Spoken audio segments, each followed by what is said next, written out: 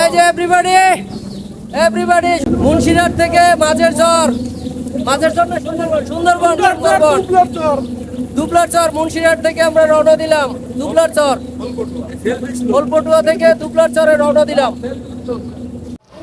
একটা ট্রলার ভর্তি মিষ্টি কুমড়ায় ভরা, একেবারে সাগরের ট্রলার ভরা মিষ্টি কুমড়া। আমরা যে খালের মধ্য দিয়ে যাচ্ছি এই খালটি মিলিত হয়েছে কচা নদীতে। আমরা এই খালের মধ্য দিয়েই যাচ্ছি।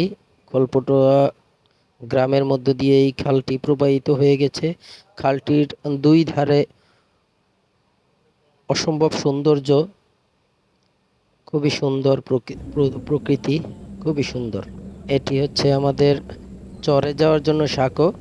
আমরা এটিকে আমাদের বরিশালের ভাষায় হাক্কা বলি, হাক্কা। আর একটা কথা বলে রাখি, আমাদের যে ট্রলারটি আছে অনেক অনেক বড়। আমরা নদীতে ঢেউয়ের কারণে আসলে বড় ট্রলার নিয়েছি, ভয়ের কারণে নিয়েছি। আমাদের সুন্দরবন ভ্রমণ ভিডিওটি দেখে যদি আপনাদের ভালো লাগে একটি লাইক দিবেন প্লিজ। আমরা এখন এই যে পৌঁছলাম আমাদের খালের যে শেষ মাথা, এখান থেকেই আমাদের খালের শুরু। এই খালে একটি সুইচ গেট করা হয়েছিল, এই খালের সুইচ গেটটি এখন প্রায় বিলীনের পথে ভেঙে চুরে গেছে। আর এখানে যে চরটি দেখা যাচ্ছে এই চরটি নদীর মধ্যে বিলীন হয়ে গেছে। বড় চর ছিল, এখানে অনেক বিশাল ক্ষেত ছিল, আখের ক্ষেত, মরিচের ক্ষেত। সেই ক্ষেত সব নদীতে আজ বিলীন হয়ে গেছে।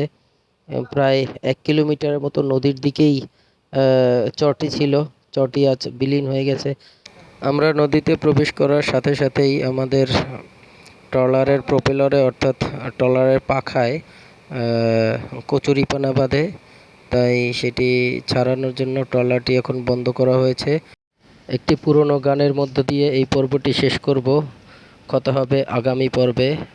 ভিডিওটি ভালো লাগলে আপনারা লাইক দিবেন, কমেন্ট করবেন এবং শেয়ার করবেন। ধন্যবাদ সবাইকে। হইয়া আমি দেশান্তরী, দেশ বিদেশে বিরাই করি রে,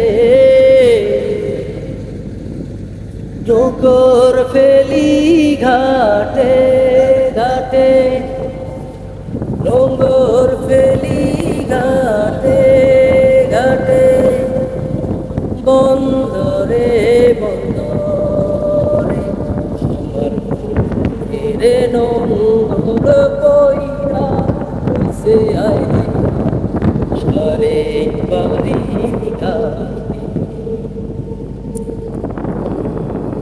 সম্পানের নাইয়া আমায় দে রে দে বিরাইয়া, ও রে নীল দরিয়া আমায় দে রে দে সারিয়া, বন্দি হইয়া পাখি আয় রে কান্দে রইয়া রইয়া, ও রে সম্পানের নাইয়া।